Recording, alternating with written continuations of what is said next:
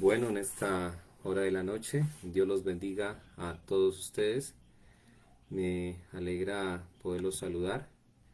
Que el Señor le bendiga a cada persona que va a estar en esta transmisión. Nos alegra podernos conectar. El propósito que tenemos en esta noche es dar una transmisión en la cual vamos a estar abordando un tema muy interesante. En esta noche vamos a abordar un tema que lo hemos titulado Santidad versus fanatismo. Es el tema que vamos a estar abordando en esta noche, santidad versus fanatismo. Para todas las personas que no me distinguen, mi nombre es Rulbeni Bolaños Erazo.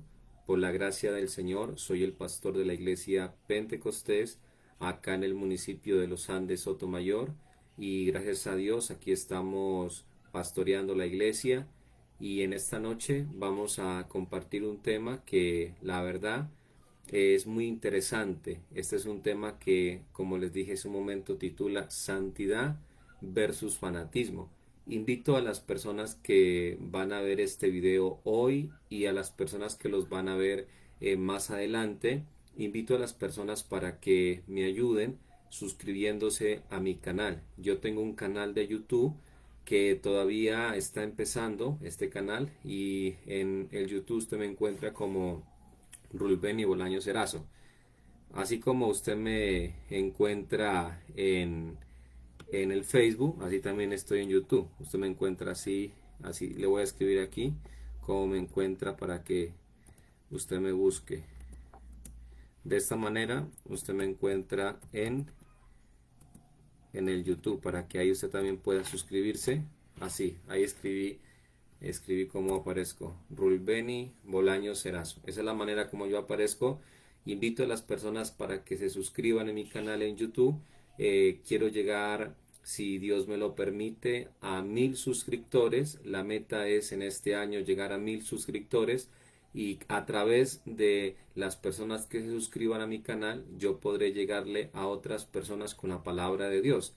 Así que invito a las personas para que se suscriban a mi canal, también escriban sus comentarios, le den un like, un me gusta, para que el algoritmo de YouTube pueda reproducir mucho más estos videos. Bueno, en esta noche vamos a empezar con la enseñanza y vamos a hacer una oración para que Dios sea dándonos entendimiento y que la palabra de Dios corra y sea glorificada. Señor, voy a compartir tu palabra y en el nombre de Jesús te pido que me des, Señor, tu dirección.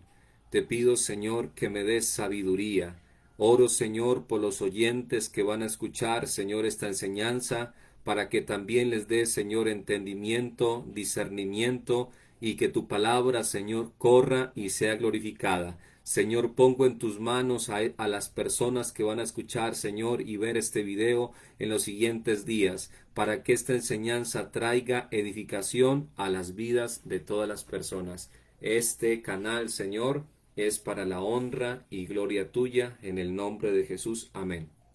Bueno, ahora sí, ya vamos a empezar nuestra transmisión y vamos a hablar sobre el tema santidad versus fanatismo.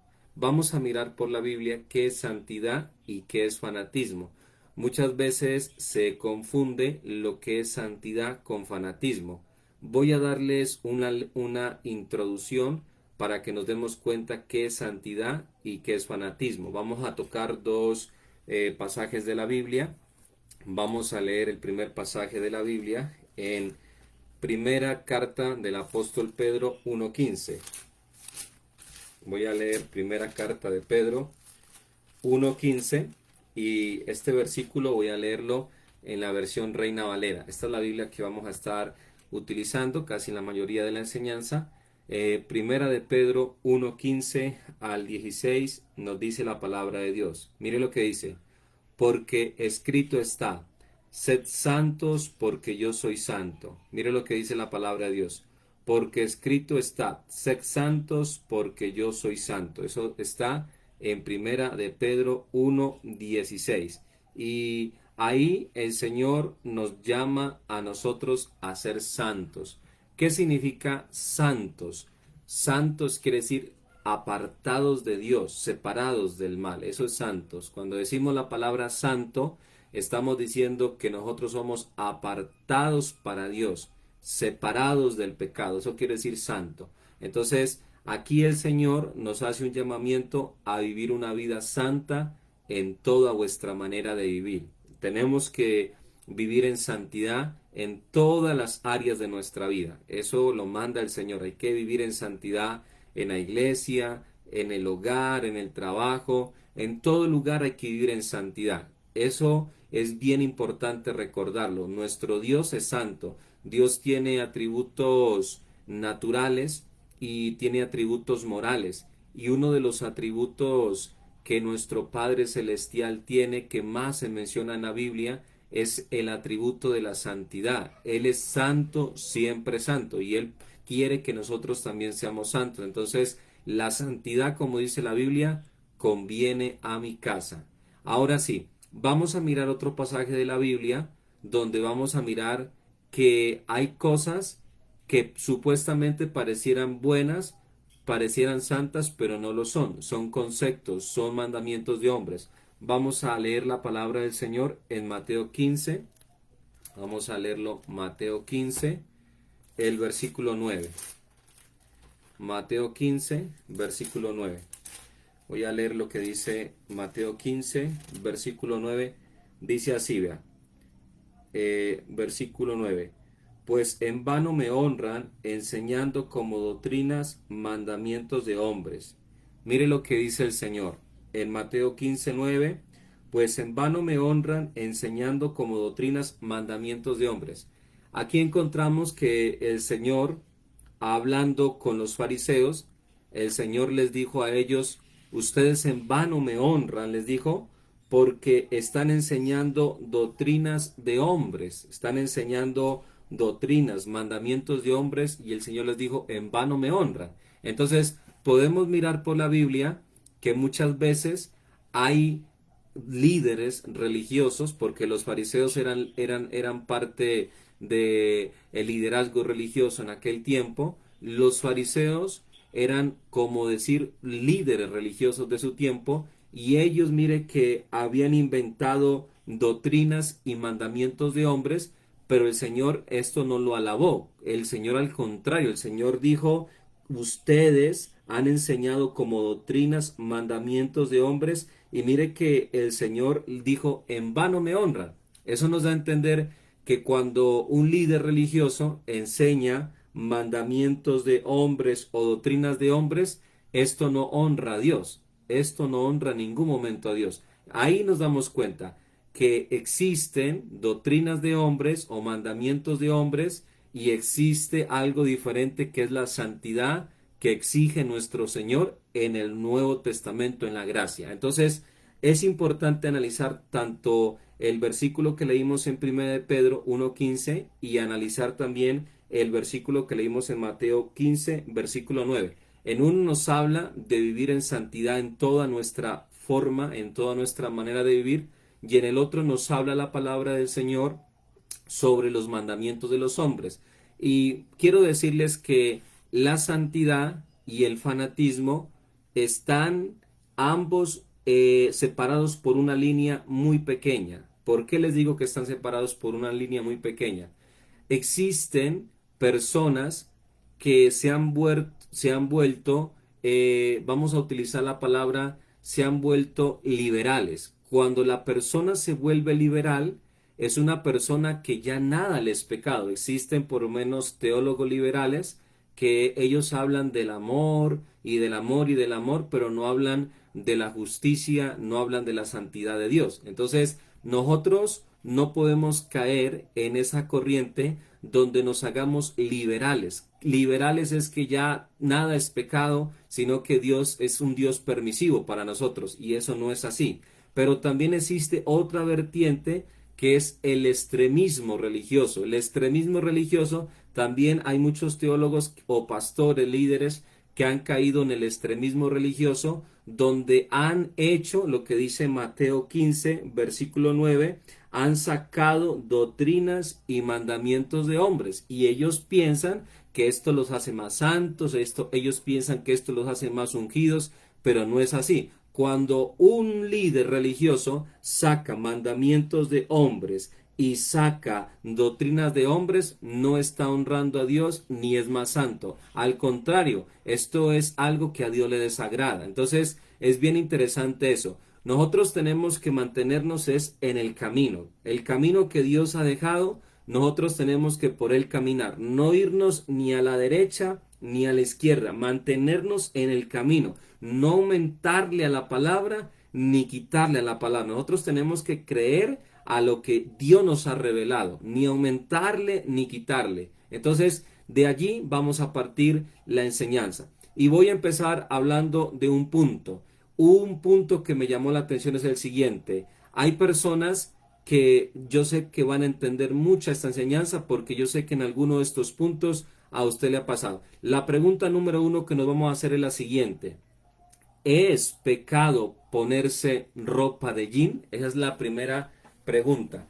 He conocido personas que dicen ponerse un pantalón de jean, ponerse una ropa de jean es pecado. Y hay personas que dicen el jean significa diablo fuerte. Yo no sé si a usted le ha pasado, pero yo he tenido la oportunidad de conocer personas de nuestra iglesia. No estoy hablando de personas fuera de nuestra iglesia, estoy hablando de personas de nuestra iglesia.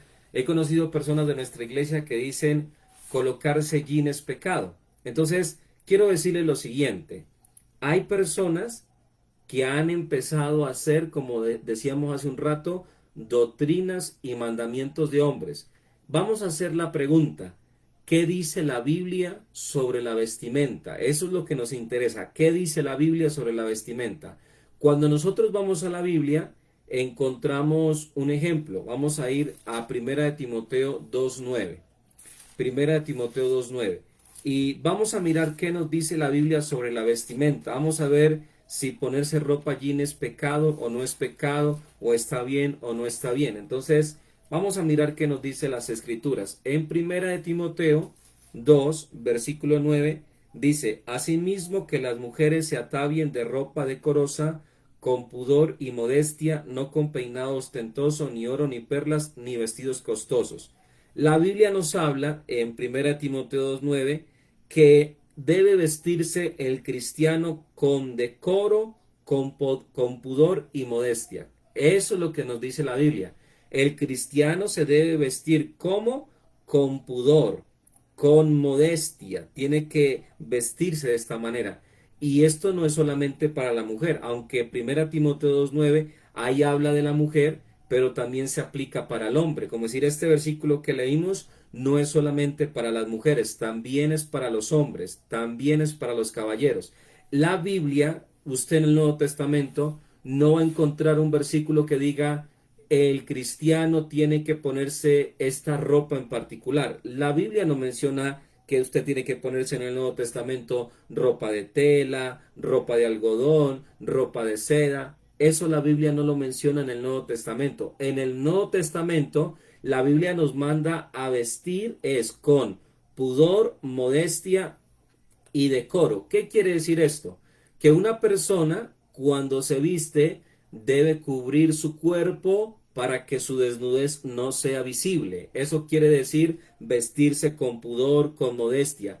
Cuando se habla de vestirse con decoro, se está hablando de vestirse decentemente. Vestirse decentemente es vestirse de una manera que sea agradable ante los ojos de Dios. Le voy a poner un ejemplo. ¿Qué es vestirse indecorosamente? Usted yo sé que lo ha mirado jóvenes que hoy en día hay una moda que los pantalones se los dejan caídos y no se ponen correa y los pantalones se los dejan que se le caigan hasta las rodillas y se les mira la pantaloneta, el boxer. Yo sé que usted ha mirado jóvenes así.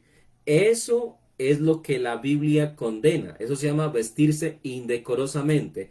¿Qué también es vestirse indecorosamente? Que una mujer se vista como un hombre o que un hombre se vista como una mujer. Si un hombre se viste afeminadamente, eso es algo indecoroso. Si una mujer se viste como un hombre masculinamente, esto también es algo que no tiene modestia. Entonces, cuando la Biblia habla de modestia, de pudor y de decoro, está hablando, el hombre tiene que vestirse como hombre, la mujer como mujer, y su forma de vestirse no tiene que ser sensual. ¿Qué quiere decir sensual? Voy a poner un ejemplo. Existe ropa hoy en día que sacan los diseñadores y esta ropa por lo general es ropa que tiene un propósito y es transmitir una sensualidad. Por ejemplo, el que inventó la minifalda, ¿por qué cree que inventó la minifalda? Porque quería que a la mujer se le dieran las piernas. El que inventó el short, para una mujer cuando se pone un short, ¿qué es lo que quiere mostrar? Pues las piernas. Otro ejemplo, cuando una mujer se pone una pupera, ¿qué quiere mostrar? Pues el vientre. O cuando una mujer se pone una blusa muy descotada, ¿qué quiere mostrar? Pues sus senos, quiere mostrarlos. Entonces, eso es vestir indecorosamente. Eso es vestir sin modestia, tanto para el hombre como para la mujer. La Biblia no habla en ningún lugar de vestirse en el Nuevo Testamento con una ropa que sea, digamos, específica. Usted, le voy a poner un ejemplo. Hay dos personas. Una se pone una falda de jean. Un ejemplo. Vamos a poner un ejemplo con una mujer. Otra se pone una falda de tela, pero no de jean. Vamos a poner un ejemplo. ¿Qué pasa si una mujer se pone una falda de jean y esa falda de jean no le queda ceñida al cuerpo? No le queda apretada en el cuerpo. Pero otra mujer se viste una falda de tela y esta le queda ceñida, apretada al cuerpo. Mi pregunta es, ¿cuál de las dos está vistiendo indecentemente? ¿Cuál de las dos está transgrediendo? Primera de Timoteo 2, versículo 9. Hay más textos que hablan de esto, pero en este caso tomamos nomás este pasaje. ¿Cuál de las dos mujeres estaría, digamos, vistiendo indecorosamente? Dígame con sinceridad, ¿la que tiene la falda de jean o la que tiene la falda de tela? La que tiene la falda de tela, en el ejemplo que les pongo, está la ropa apretada, ceñida, pero la que tiene la ropa de jean no la tiene apretada. Mire, si usted se pone un vestido, no importa la tela, no importa si es de seda, si es de licra, si es de jean. Si usted, hermana, se pone una falda o un vestido, y eso le queda demasiado apretado en su cuerpo, ahí estás cometiendo un pecado. Ese pecado se llama sensualidad. La Biblia habla de que no tenemos que ser sensuales, como decir, usted mujer tiene un cuerpo que Dios se lo dio y su cuerpo es diferente al del hombre, como decir, una mujer, su cuerpo no es igual al de un hombre. El diseño del cuerpo de la mujer es diferente al diseño del cuerpo del hombre. Cuando una mujer se viste con una ropa muy apretada, se le va a mirar su cuerpo, se le va a su cuerpo a ceñir y eso va a causar que la codicien, eso va a causar de que la deseen, eso va a causar de que personas tengan malos pensamientos y usted peca porque en primer lugar ya no está vistiendo con modestia y en segundo lugar hace pecar a otras personas. Entonces, el pecado, si se da cuenta, no está en el estilo de tela de la ropa. El pecado está en vestirse indecentemente, en vestirse ceñido, muy apretado. Entonces, la pregunta que nos hicimos ¿es pecado ponerse ropa jean? La respuesta es no. Si alguien a usted le dice que es pecado vestirse con ropa de jean, ha caído en fanatismo. ¿Qué es fanatismo? Extremismo religioso. ¿Qué es extremismo religioso? Se ha vuelto una persona donde está sacando mandamientos de hombres, conceptos personales. Entonces, estamos analizando este primer punto y aquí terminamos con este primer punto. Ahora pasamos para el segundo punto. La segunda pregunta es esta. Estamos hablando de qué es santidad y qué es fanatismo. La segunda pregunta es la siguiente. ¿Es pecado celebrar los cumpleaños? Bueno, desde ya si tiene usted algún comentario puede escribirlo. La segunda pregunta ¿es pecado celebrar cumpleaños? He conocido personas que dicen que celebrar cumpleaños eso no está bien. Y ellos dicen que eso es mundano, que eso es pagano, que no hay que celebrar cumpleaños.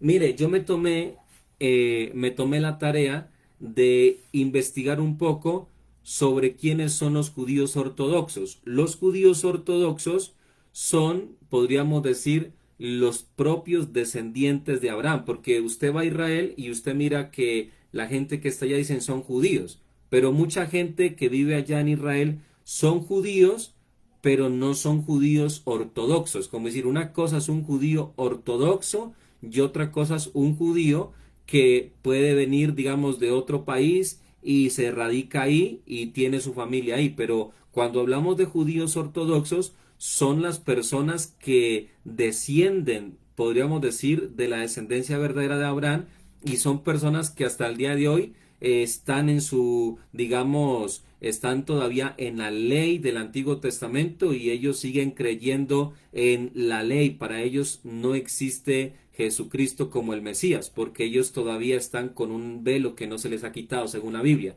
Y estuve investigando porque de los judíos existen varias vertientes, pero los que son más, digámoslo así, ultra ortodoxos, estuve yo investigando sobre los judíos que son más ultra ortodoxos y resulta y pasa que ellos también festejan los cumpleaños. Mire que los judíos ultra ortodoxos hay unos que solamente aceptan los primeros 5 libros de la Biblia. Hay otros que aceptan los primeros 5 libros de la Biblia, que es el Pentateuco, y aparte de eso aceptan los profetas menores y los profetas mayores y los salmos, pero hay unos que solamente aceptan los primeros 5 libros de la Biblia. Y mire que yo estuve investigando y los judíos ortodoxos, los que son más apegados a la ley, ellos celebran los cumpleaños. Y ellos fueron los que recibieron primeramente la ley. Como decir, nosotros venimos a conocer la escritura, pero ellos fueron los primeros que la recibieron. Ellos celebran los cumpleaños.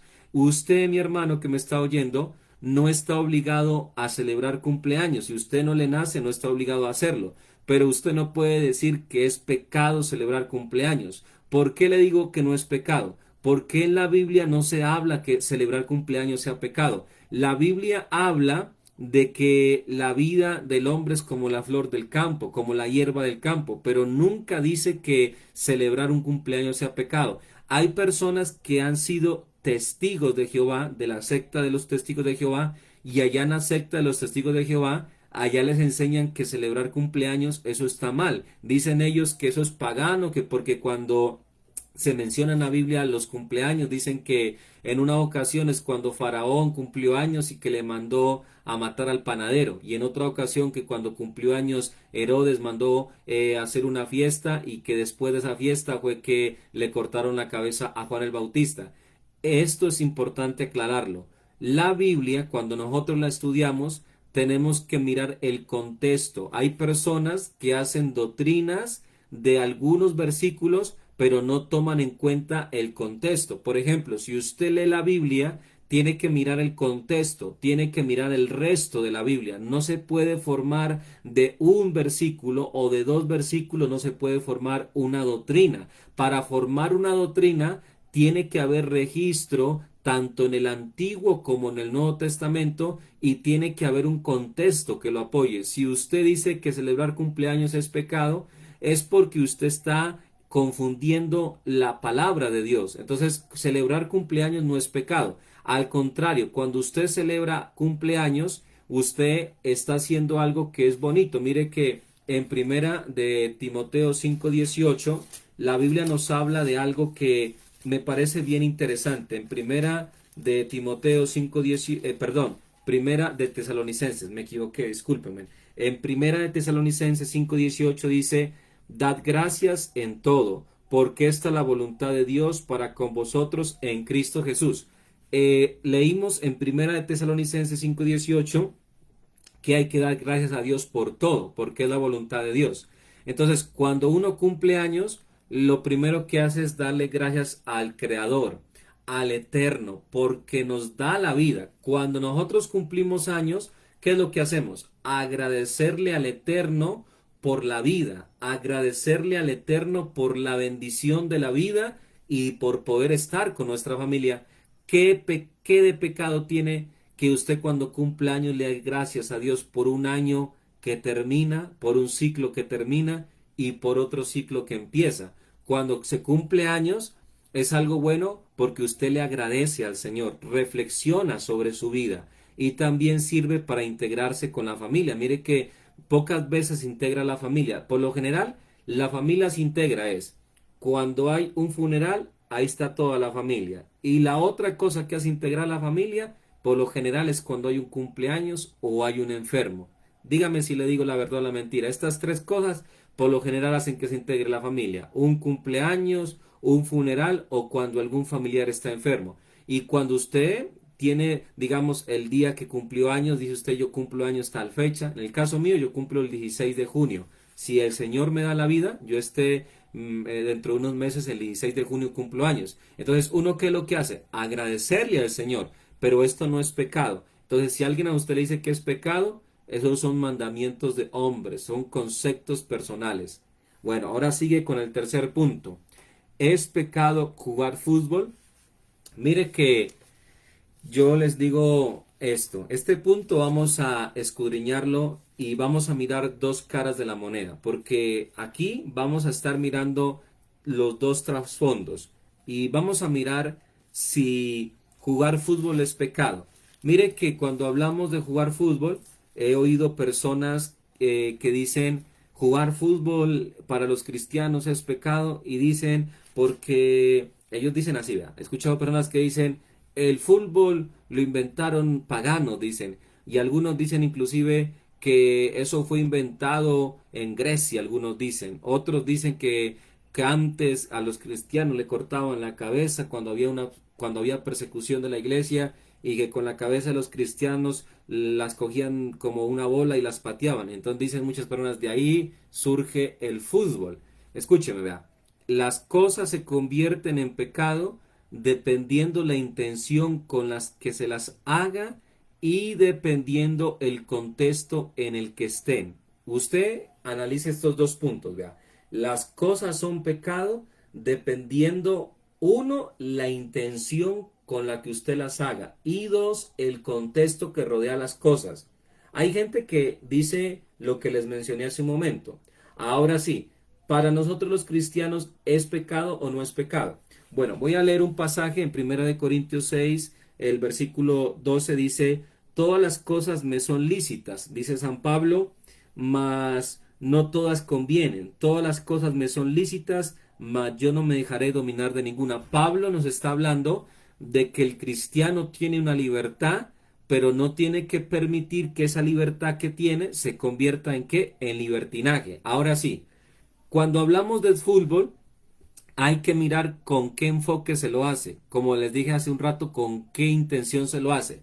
Nosotros aquí en la iglesia en la que yo pastoreo, hacemos lo siguiente. Nosotros aquí los jóvenes, y no solo los jóvenes, también los que quieren ir, nos integramos los domingos a las 3, 3:30, 4 de la tarde. Nos vamos a una cancha que tenemos por acá abajo y jugamos un rato microfútbol. Pero nosotros lo hacemos con qué intención. Número uno, de recrearnos. Número dos, de hacer ejercicio. Lo hacemos para ejercitar nuestro cuerpo porque el ejercicio es salud y lo hacemos también porque queremos integrarnos. Esto integra también a la juventud. Ahora sí, hay personas que han hecho de este punto un libertinaje. Ahí ya hay un pecado y eso sí es importante tenerlo en cuenta. Por eso les dije que hay una pequeña raya que divide la santidad del fanatismo. ¿En qué momento se convierte en pecado el fútbol? Le voy a explicar. Si usted es una persona que le gusta el fútbol, y pongo un ejemplo, usted le gusta mucho el fútbol, y un día el equipo suyo que usted le gusta va a jugar un partido y usted ese día se queda, por ejemplo, en la casa y usted no va al culto. Usted dice, no, yo me voy a quedar en la casa, hoy juega la selección, hoy juega el equipo que a mí me gusta y yo me voy a quedar viendo el partido y no va al culto. Si usted, mi hermana, si usted, mi hermano, por ver un partido de fútbol se queda en la casa, está cometiendo un pecado.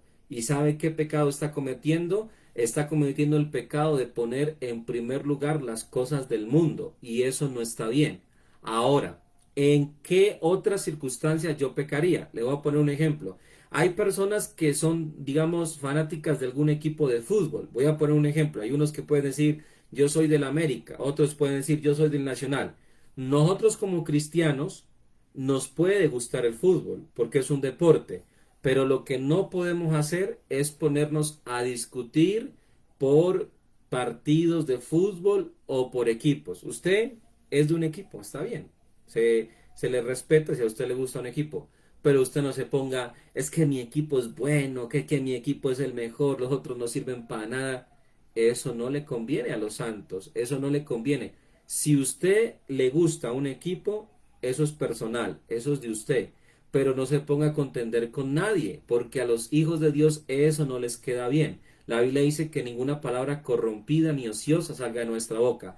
Otro ejemplo en el cual usted pecaría, estamos hablando en qué contextos el fútbol se convertiría en un tropezadero para usted en su vida espiritual. El otro ejemplo que yo le daría es este. En cierto lugar donde yo pastoreé, había un hermano que le gustaba mucho el fútbol. ¿Y sabe qué hacía él? Él pertenecía a un equipo de microfútbol y este hermano él perdía los cultos por irse a jugar. Como decir, él no le importaba que se perdiera los cultos con tal de ir a jugar con un equipo. Eso está mal ante los ojos de Dios. En cierta iglesia donde yo pastoreé, ¿sabe qué pasaba? Las personas de esa iglesia que yo pastoreé hacían esto, ¿verdad? Yo estaba haciendo el culto y al frente de la iglesia quedaba una cancha de microfútbol pequeña y hacían esto. Yo empezaba el culto y ellos se ponían allá al frente a jugar fútbol en vez de venir al culto. Yo programaba oración y ellos se ponían allá a jugar fútbol. ¿Usted cree que eso está bien? No, ahí estás pecando, estás poniendo las cosas del mundo antes que las de Dios. Entonces hay que tener mucho cuidado con eso. Es decir, jugar microfútbol dependiendo el contexto y dependiendo la intención no es pecado. Si lo haces por recreación, por salud, no es pecado. Pero si tú lo conviertes ya en algo que va a ocupar el lugar de Dios o va a robar lo que le pertenece a Dios o a la familia, ahí sí estaríamos fallando. Entonces, ese sería el punto número 3. Punto número 4. ¿Es pecado despuntarse el pelo una mujer?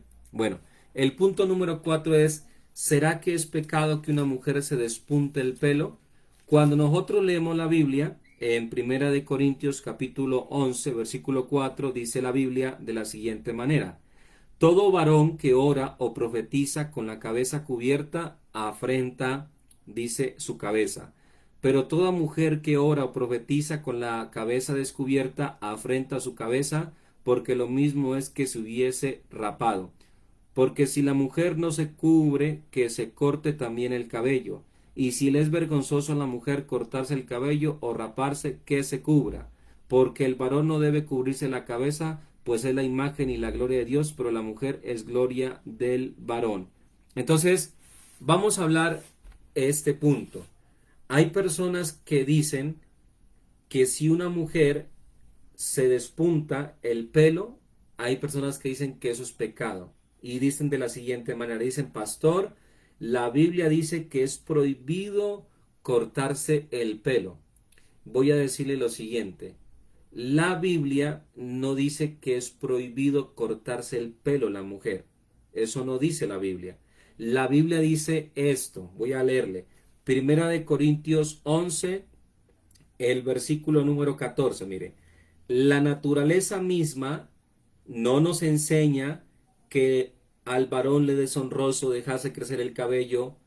Por el contrario, a la mujer dejarse crecer el cabello le es honroso, porque en lugar de velo les dado cabello. Mire que la Biblia dice que al hombre le es deshonroso dejarse crecer el pelo, pero a la mujer le es honroso. Entonces, hay gente que pone palabras que la Biblia no las dice. Hay gente que dice, la Biblia prohíbe que la mujer se corte el pelo. No, la Biblia no prohíbe que la mujer se corte el pelo. La Biblia lo que le dice a la mujer es que por naturaleza el cabello largo es bien visto, es correcto, es justo ante los ojos de Dios. Ahora sí, cuando leíamos hace un momento Primera de Corintios 11, versículo 4, la Biblia habla que cuando el hombre profetiza, cuando estamos hablando de profetizar, se está hablando de orar o de proclamar la palabra. Dice que cuando el hombre profetiza, dice la Biblia que el hombre no debe cubrirse la cabeza con ningún velo, porque según la escritura el hombre es hecho a la imagen de Dios. y no debe cubrirse la cabeza. Pero Pablo le dice a la mujer que profetiza o ora, le dice que debe cubrirse su cabeza, porque de lo contrario, el apóstol Pablo mismo habla, dice que si la mujer ora o profetiza y no se cubre la cabeza, mire que Pablo dice estas palabras tan importantes, mire, pero toda mujer que ora o profetiza con la cabeza descubierta afrenta su cabeza, porque lo mismo es que se hubiese rapado. Como decir, Pablo dice que si la mujer no se pone encima de su pelo un velo, él está diciendo es lo mismo que se hubiese rapado, que estuviese calva. Ahora sí, les voy a explicar. Este pasaje que estoy leyendo ha causado que muchas personas saquen doctrinas de hombres, ha causado que muchas personas se hagan, como decía hace un rato, extremistas y pongan palabras que el Señor no ha puesto en la boca del apóstol Pablo. El apóstol Pablo, ¿qué fue lo que quiso decir en 1 Corintios 4 en adelante? Les voy a explicar. En la cultura de los corintios, porque la carta que leímos es una carta que fue escrita a la iglesia de los Corintios. En la cultura de los corintios era visto bien que una mujer tuviese su cabello largo. Cuando una mujer tenía el cabello largo, eso representaba que la mujer era una mujer de bien. Aparte de eso, una mujer cuando tenía el cabello largo representaba que esa mujer era una mujer que estaba casada o que era una mujer de buena familia. El cabello largo era una señal de dignidad. Pero también habían casos de mujeres que se dedicaban a la prostitución y servían en templos de dioses paganos, y ellas ejercían una prostitución, y ellas por lo general tenían el pelo corto, se lo cortaban el pelo. Estas mujeres no utilizaban cabellera larga, no todas, algunas lo hacían, y el cabello corto en el tiempo de Pablo era un símbolo, uno, de viudez, o también era un símbolo de que había sido alguna mujer repudiada, o también era un símbolo de que una mujer posiblemente se dedicaba a la prostitución. Entonces, cuando usted estudia el contexto histórico, el contexto cultural en el que se escribe 1 Corintios 11, versículo 4 en adelante, encuentra que en ese tiempo era visto bien que las mujeres, aparte de tener el cabello largo, era visto bien que se colocaran un velo. Como decir, usted ha mirado a las monjas, que ellas se ponen un velo largo que les cubre el pelo. Así era como se vestían las mujeres en el tiempo de Pablo, con el velo largo. Y Pablo les está diciendo a las mujeres cristianas que cuando van a orar tienen que ponerse el velo encima del pelo. ¿Usted lo acabó de leer conmigo o lo acabó de escuchar? Ahora sí, hay personas que dicen, pastor, pero si uno se corta el pelo, si hace un corte es pecado. Le voy a explicar. Si usted, mi hermana, se empieza a hacer esto, le voy a explicar. Si usted va a una peluquería y usted empieza y dice, quiero que me hagan un corte, el corte B. Hay un corte que le hacen a la dama que el pelo le queda atrás como B. Eso es vanidad, eso es pecado, eso no está bien. Que si usted, dama, va y dice, no, es que yo quiero que me hagan un corte especial en el pelo, me lo dejen cortico por aquí por aquí los hombros, perdón, eso es pecado. La mujer no debe cortarse el pelo como hombre. La Biblia lo que dice es que a la mujer, cuando se corta el pelo como un hombre, le es deshonroso. Es decir, lo que la Biblia dice que le es deshonroso a la mujer es dejarse la cabeza como hombre, para que me entienda. Como decir, es vergonzoso y es deshonroso según la Biblia que la mujer se deje la cabeza como la del hombre. Mira, mira mi pelo como lo tengo corto. Esto es lo que la Biblia condena, que la mujer se deje el pelo así, vea, corto, porque esto es deshonroso y vergonzoso según la Biblia. Eso significa que la mujer está bajo una de dos, bajo rebeldía, no se sujeta a la autoridad. Es decir, cuando una mujer se corta el pelo y se lo deja como un hombre, ahí es deshonra para la mujer, deshonra para su propia vida. Pero si una mujer su pelo lo hace por cuidado personal, lo hace por cuidado personal y se corta, la horquilla del pelo no está pecando. Hay gente que se va al extremo y dice, es que la mujer no se puede cortar ni siquiera la horquilla del pelo porque ya está pecando. Pablo de eso no está hablando. Pablo, él está hablando es que es deshonroso que una mujer se peluquie o se calvíe como un hombre, para que usted me entienda. Eso es lo que la Biblia condena. Le voy a poner un ejemplo. Una persona que, digamos, tiene plantas, hay matas que hay que podarlas y cuando se las poda salen mejor. Le voy a poner un ejemplo. La gente que tiene café, hay un tiempo en que el café ya se vuelve grande y ya el palo muy alto, lo socan. ¿Y qué pasa? Luego de 3 años el café empieza a dar otra vez café, pero lo socan, lo cortan. El pelo es lo mismo. Si una mujer tiene el pelo largo, y se corta las punticas del pelo, no estoy hablando de cortarse una cuarta, no estoy hablando de cortarse 10 cuartas, estoy hablando de cortarse solamente unos centímetros de pelo para que el pelo le crezca mejor, no está pecando, hermana. Si usted le han dicho que por quitarse la horquilla del pelo está pecando y la han juzgado, créame que las personas que le están juzgando no saben de Biblia y están haciendo doctrinas de hombres. Inclusive Pablo manda a que la mujer se corte el pelo. Usted me va a decir, ay, ese pastor si está más raro que qué. Le voy a mostrar por la Biblia que Pablo manda a que la mujer se corte el pelo. En vez de decir que se deje el pelo largo, la manda a que se corte el pelo. Mire lo que dice. Primera de Corintios 11, versículo número 5. Pero toda mujer que ora o profetiza con la cabeza descubierta afrenta su cabeza, porque lo mismo es que si se hubiese rapado. Porque si la mujer no se cubre, que se corte también el cabello. Y si le es vergonzoso a la mujer cortarse el cabello o raparse, que se cubra. Mire, Pablo le está diciendo a las mujeres de la iglesia, si ustedes no se van a cubrir el pelo con un velo, rápese, les está diciendo. Porque ustedes que tienen el cabello así, sin cubrírselo con un velo, es como si fueran, dijo él, como si fueran calvas. Es como si fueran ustedes, mejor dicho, como si estuvieran mutiladas, para que me entienda. Pablo les está diciendo a las mujeres es esto. Si ustedes, damas, encima de su cabello no se ponen un velo, como el de las monjas, si no se ponen un velo, les está diciendo Pablo, es lo mismo que estuvieran ustedes rapadas la cabeza. Entonces Pablo les dice, si no se van a poner el velo, pues rápesen, de una vez rápesen, porque es lo mismo estar rapada que sin velo en la cabeza. Y ahí no está hablando del pelo, está hablando de un velo que se ponían encima, porque hay gente que dice, no, es que el velo es el cabello. Hay dos velos, el velo del cabello y el velo que cubría el cabello, para que usted me entienda. No es lo mismo el velo del cabello y el velo que cubría el cabello es diferente. Era como eso que se ponen las monjas, usted lo ha mirado en la cabeza. Ahora sí, le explico, verá. Pablo le está diciendo a las mujeres que no se querían poner velo, que se rapen, les está diciendo. ¿Qué raparse? Pues quedar calvas, quedar peluqueadas como un hombre. Mire, Pablo les está mandando que se rapen.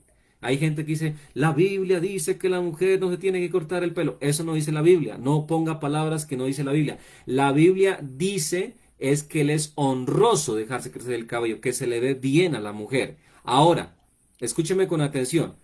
En el tiempo de Pablo, colocarse un velo en la cultura grecorromana, eso era bien visto. Nosotros no somos grecorromanos. En el caso mío, soy colombiano.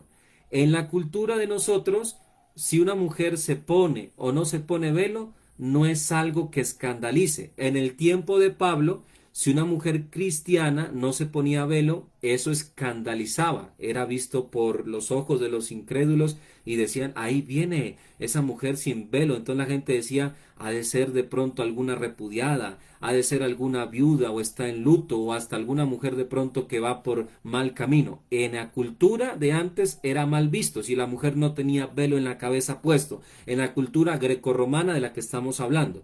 Ahora, si usted analiza la Biblia, va a darse cuenta que esta cultura en la que vivimos nosotros es otra. En la cultura nuestra es raro el que se pone un velo. Entonces, la pregunta, para aquellas personas, póngame cuidado el que me está oyendo, para aquellas personas que dicen que despuntarse el pelo es pecado y que dicen pastor es pecado aquí y en China y en cualquier lugar.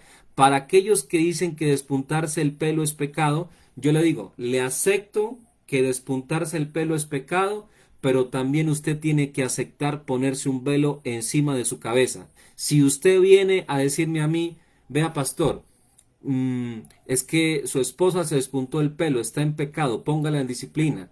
Yo no la voy a poner en disciplina porque no está transgrediendo la Biblia. Si a mí me dice una hermana, vea, ponga en disciplina a tal persona, a su esposa, a la líder que el pelo se lo despuntó, yo le digo, bueno, usted, yo le hago una pregunta, yo le diría, ¿usted no se lo corta el pelo? Me diría, no, yo no me lo corto. Entonces yo le digo, le falta algo. Según la Biblia, ¿usted ora? Sí. Entonces ahora le leería Primera de Corintios 11, versículo 5. Pero toda mujer que ora o profetiza con la cabeza descubierta afrenta su cabeza. Yo le diría, ¿usted se pone velo sobre su cabeza? Y si me dice la mujer, no, ¿yo para qué me pongo velo? Si mi velo es el cabello. La Biblia habla de otro velo, mire, vea. Porque si la mujer no se cubre, que se corte también el cabello. Y si le es vergonzoso a la mujer cortar el cabello, raparse, que se cubra. Hermana, usted que dice que es pecado despuntarse el pelo y que condena a las personas que lo hacen, usted debería ponerse un velo y si no lo está haciendo, entonces estaría pecando. ¿Sí entendió lo que le dije? Según la Biblia, usted debe ponerse un velo en la cabeza. Mi pregunta, ¿por qué no se pone entonces velo y solamente cree en tener el cabello largo y no se pone velo? Pablo está diciendo, si no se pone velo sobre su cabello, rápese. Entonces yo le diría a la hermana que condena a la que se hizo despuntar el pelo, yo le diría, usted está condenando a la que se hizo despuntar el pelo. Entonces yo le diría, ¿usted ora? Y si me dice que sí, yo le diría, entonces hermana, usted está en este momento pecando también. Y yo le diría, vea, lea Primera de Corintios 11, versículo 5. Dice la Biblia que la mujer que ora o profetiza y no se pone velo sobre su cabello, esa mujer está haciendo algo que deshonra a su propia persona y hace quedar mal a la iglesia. Entonces, póngase velo, yo le diría. Yo le cumplo lo que usted me está diciendo de que es pecado, supuestamente, despuntarse el pelo. Pero yo le diría, entonces póngase velo, porque eso manda la Biblia. Ahora les aclaro. El velo del que habla Pablo, ahí ya los aclaro, en la cultura de ellos era algo bien visto. En la cultura nuestra eso no es obligatorio. Como decir, hay cosas que en la cultura de antes no se puede tomar cosas de hace 2000 años y traerlas al presente y decir que se las tiene que hacer tal y como se las hizo antes. Hay cosas de culturas que para ellos era diferente y para nosotros es distinto. Entonces, en la actualidad, usted, hermana, no peca si no se pone velo, no peca, porque en nuestra cultura eso no es visto mal. Si en su cultura es visto mal, debe ponerse velo, pero en nuestra cultura no es visto mal. Es decir, el velo que tiene la mujer es suficiente, no dice ponerse otro velo encima. Si usted se corta la puntica del pelo, no peca, pero le aclaro, no va a convertirlo esto en libertinaje. No le estoy hablando de que usted va a ir al salón de belleza y el pastor Rolbene dijo que uno se puede cortar el pelo, me lo va a cortar hasta el hombro. No, no confunda. Una cosa es despuntarse el pelo y otra cosa es cortárselo. Si yo veo una hermana, servidora del altar, que tenía el pelo largo y otro día lo tiene hasta el hombro, lo tiene cortico, yo la pongo en disciplina. Ya, está pecando. ¿Por qué? Está deshonrándose porque hizo algo innecesario. Diferente es que se despuntó el pelo, porque eso es para que el pelo le crezca mejor. Entonces, ese punto les aclaro. Ahora sí, vamos a seguir al punto número 6. ¿Es pecado darle un beso al esposo en el culto? Yo sé que muchas personas que van a ver estos videos van a decir, pastor, ¿y usted de dónde saca esas cosas? Absurdas, algunas dirán, parecen. Le voy a explicar. Yo, los puntos que le estoy dando, ya los he visto. Por eso se llama el tema santidad versus fanatismo. Estamos viendo que hay cosas que son santidad y hay otras que son fanatismo, conceptos personales. Voy a poner este punto. ¿Es pecado darle un beso a la esposa o el esposo en el culto? Una persona por ahí en cierta ocasión dijo que en la iglesia no es el lugar para darle un beso al esposo, que eso se lo debe hacer en la casa. Escúcheme lo que le voy a decir. A la iglesia es verdad que uno va a orar, a cantar, a oír la palabra de Dios. Pero si usted le da un beso en los labios a su esposa o en la frente o en el cachete, no está pecando. Cuando se celebra una ceremonia en la iglesia y el pastor hace la ceremonia, le dice al final, puede besar a la novia. Y el novio, que ya se volvió esposo, la besa a la que se hizo su esposa ya, y los otros hermanos aplaudimos. Cuando se dan el beso, aplaudimos. ¿Es pecado que se den un beso y están en el culto, en la asamblea? ¿Es pecado? No, son esposos, ¿sí me entiende? Eso no es pecado. Diferente es que usted vaya a la iglesia y empiece a besuquearse con la esposa como si fueran dos palomos, ¿sí me entiende? Usted ha visto que los palomos se besan, ellos se besan los palomos también. Es decir, en la iglesia usted no va a ir a hacer espectáculos, como decir, yo no voy a llegar a la iglesia, me voy a poner con mi esposa junto a besarme delante de todos los demás. No, un saludo respetuoso, un beso en la boquita, en la frente. Eso no es pecado, sino que hay personas que, como yo le digo, hacen doctrinas. En cierta ocasión oí eso, que eso queda mal darle un beso a la esposa en el culto. No, eso no queda mal. Si alguien le dice eso, son conceptos de hombres, mandamientos de hombres. Sigamos con otro punto. El siguiente punto es el siguiente.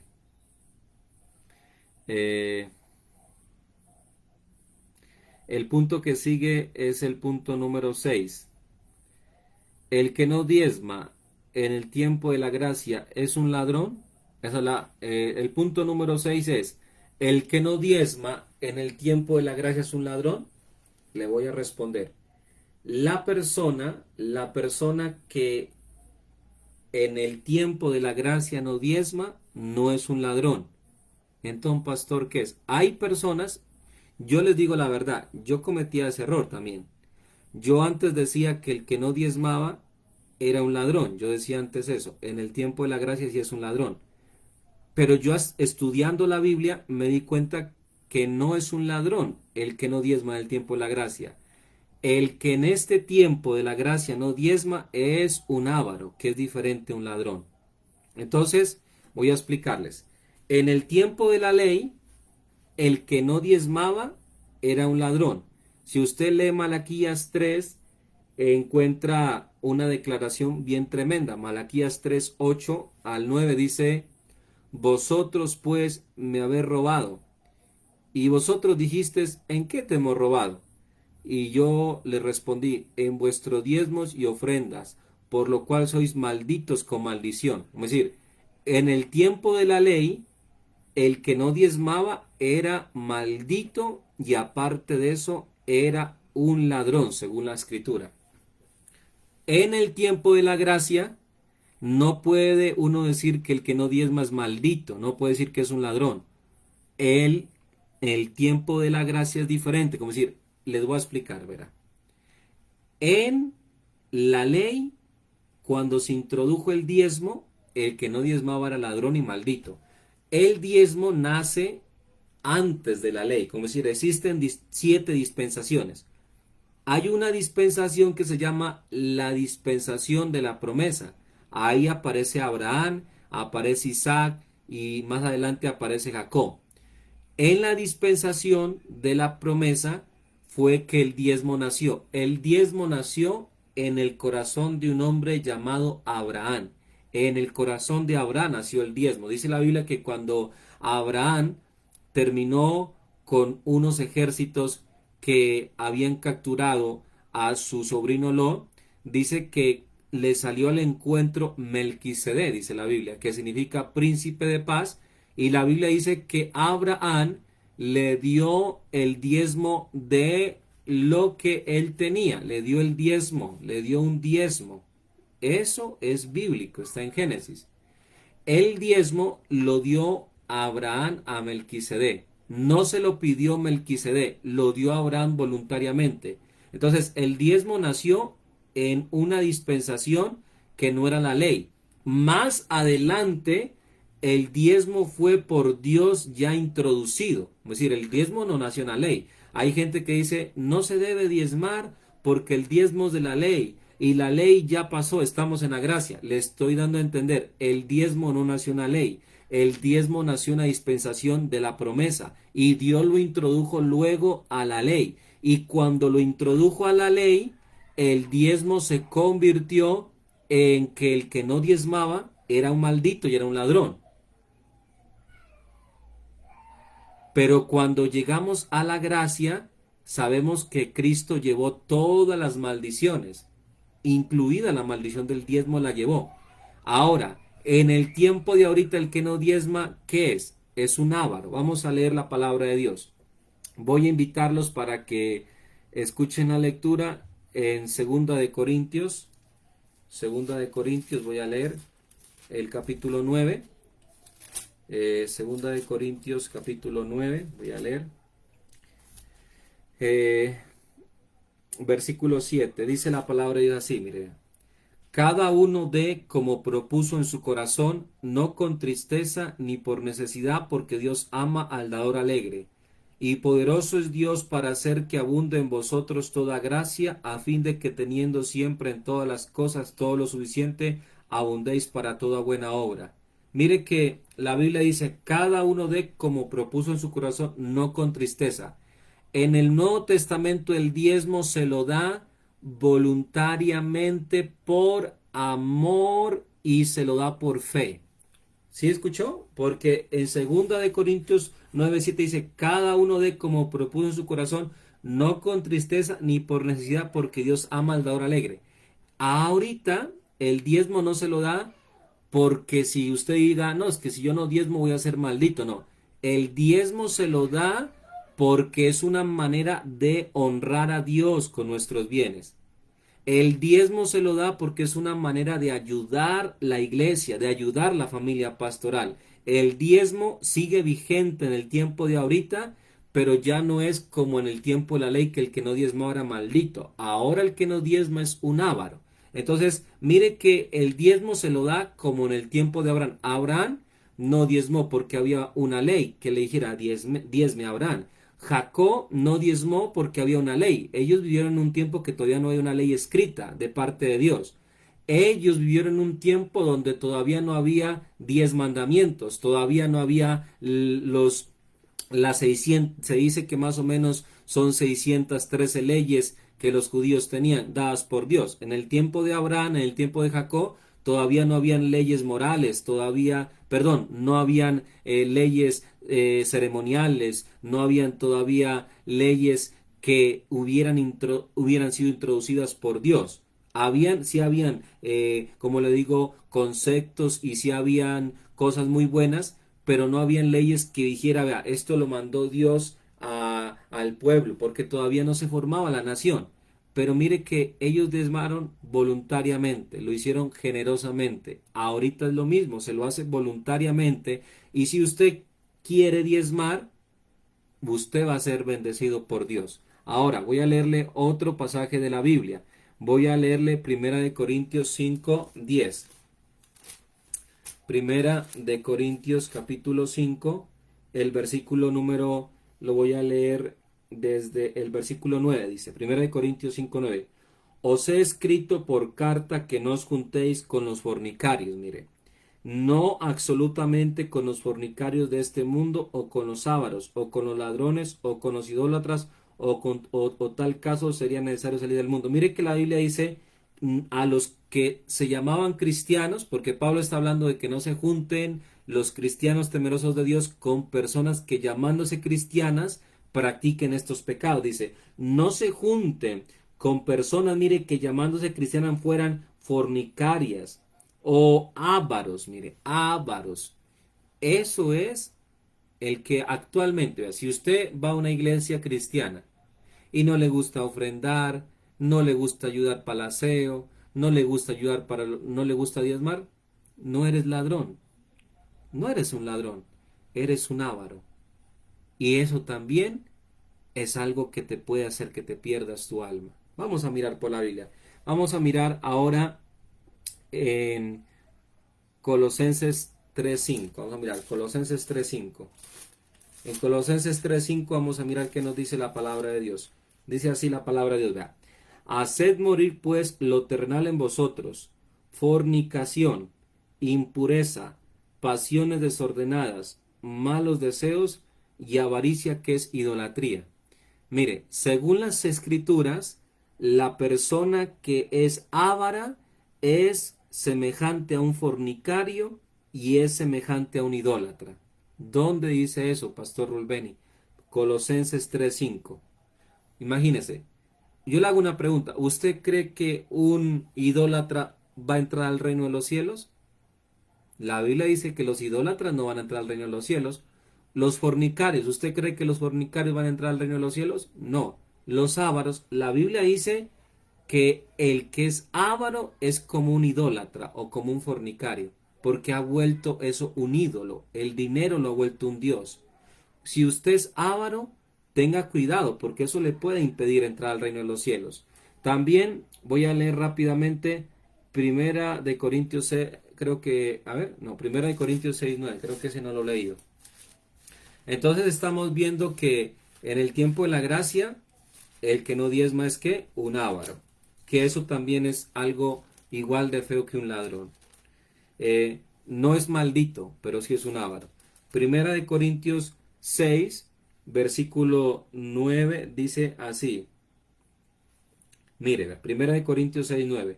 ¿No sabéis que los injustos no heredarán el reino de Dios? Los injustos, los que hacen injusticias, ¿verdad? No van a heredar el reino de Dios. No erréis, ni los fornicarios, mire, los fornicarios no van para el cielo, ni los idólatras. A ti hablábamos de los idólatras. Idólatras no van para el cielo, ni los adúlteros, no, que tiene 3, 4 mujeres no va para el cielo, ni los afeminados, nadie que se empieza a portar como mujer siendo hombre, nada, ni los que se echan con varones, mire, vea, el que es homosexual, ni los ladrones, no, vea, ni los ávaros, vea, ni los borrachos, ni los maldicientes, ni los estafadores heredarán el reino de los cielos. Mire, si usted es avaro, no va a heredar el reino de los cielos. Yo se lo digo con amor y cariño. Si no diezmas, sí estás pecando porque eres un avaro en el tiempo de la gracia. Pasamos al siguiente punto. Yo creo que ya hemos tratado, ahora pasamos al punto número 7. Punto número 7. El punto número 7 ¿es pecado tener hijos en la casa viviendo en pecado o desordenadamente? Esa es la pregunta número 7. Estamos hablando sobre santidad versus fanatismo. La pregunta número 7 ¿es pecado tener hijos en mi casa que estén viviendo en fornicación o desordenadamente? Bueno, vamos a darle una respuesta. Quiero decirle que nosotros como padres, es verdad que a nuestros hijos hasta cierta edad, nosotros podemos sobre ellos gobernar de una manera que las decisiones que ellos tomen sean las decisiones que nosotros queremos. Pero también va a llegar un momento en que los hijos ya van a tomar sus propias decisiones, sean buenas o sean malas. Como padres, nosotros instruimos a nuestros hijos y los tratamos de guiar por el camino de Dios. Pero ya llega un momento en que ellos ya tienen que decidir qué camino van a tomar. Pero la pregunta ¿es pecado tener en mi casa hijos viviendo en fornicación? ¿Es pecado tener en mi casa, tener hijos borrachos en mi casa que viven desordenadamente? Bueno, le voy a dar una respuesta. En 1 Timoteo, capítulo 3, versículo 12, dice así, vea.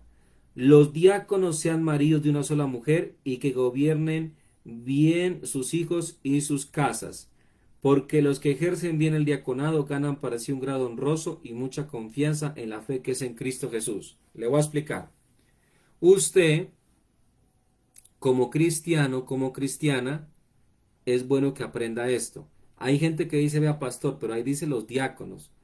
Esto también es para los que no son diáconos, porque hay gente que dice, no, es que esos son los diáconos. Vea, si usted es cristiana, si usted es cristiano, si usted ha nacido de nuevo, tiene que tener en cuenta eso. En su casa, por eso estamos hablando santidad versus fanatismo. Estamos viendo qué es santidad y qué es fanatismo. Si usted es cristiano, usted tiene una casa y usted en su casa tiene a su hijo, a su hija, viviendo en fornicación, déjeme decirle que usted es un alcahuete en primer lugar. En segundo lugar, usted está participando de un pecado.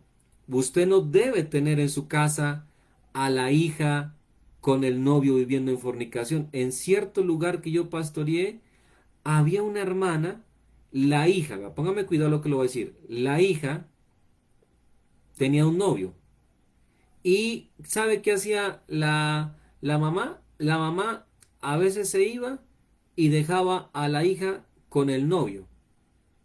¿En qué cabeza cabe eso? Imagínese, yo teniendo una hija y mi hija, yo me voy a trabajar. ¿Usted cree que yo dejo a mi hija con el novio? ¿Usted cree que yo hago eso? Eso se llama ser un alcahuete, si usted no sabía.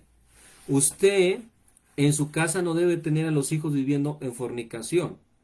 Si usted tiene hijos y ellos ya formaron su hogar y están viviendo en fornicación, en adulterio, usted tiene que hacer que ellos se independicen, que vivan aparte, porque si no participas del pecado. Otro ejemplo, si usted tiene hijos o tiene nietos y la casa la han cogido para tomar, para meter mujeres, está pecando usted, mi hermana, mi hermano. Usted no tiene que su casa dejarla que se la cojan en una cantina.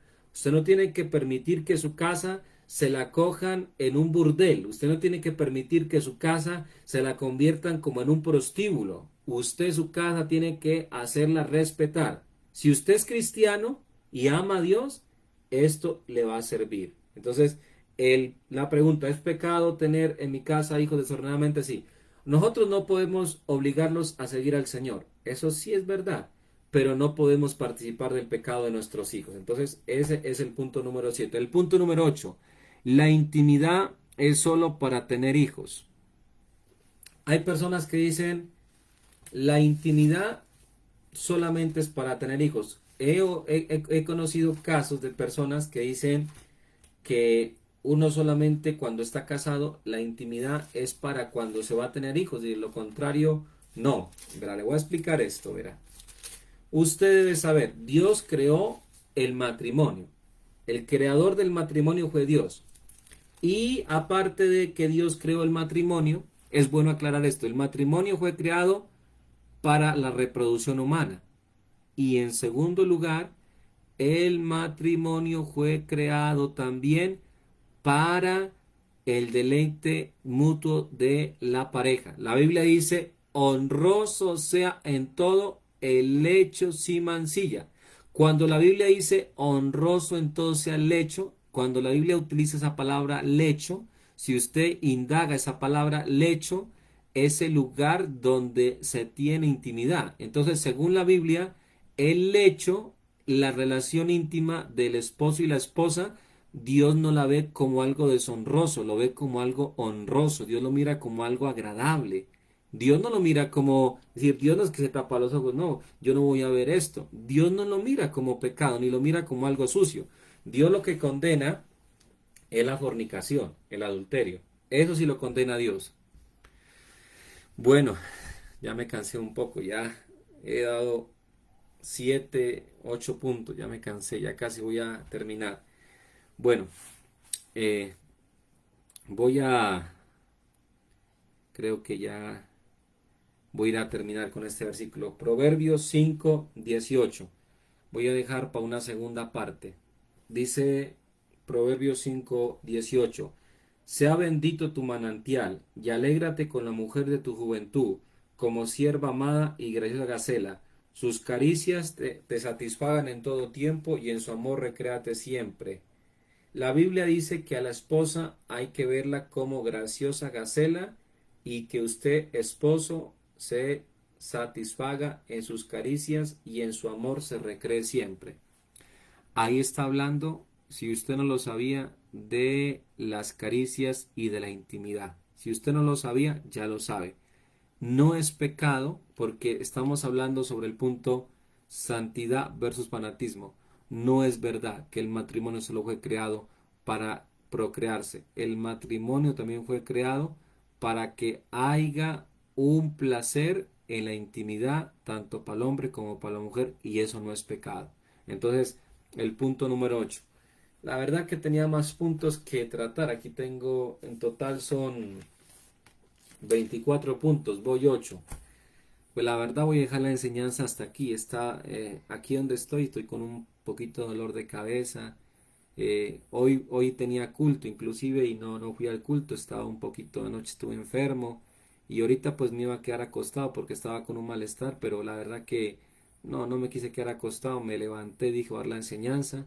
Quería dar los 24 puntos, pero la verdad que me siento un poquito con un malestar, voy a dejar hasta aquí la enseñanza y ya, si Dios lo permite, ya compartiré la segunda parte, santidad versus fanatismo. Entonces, Dios me los bendiga.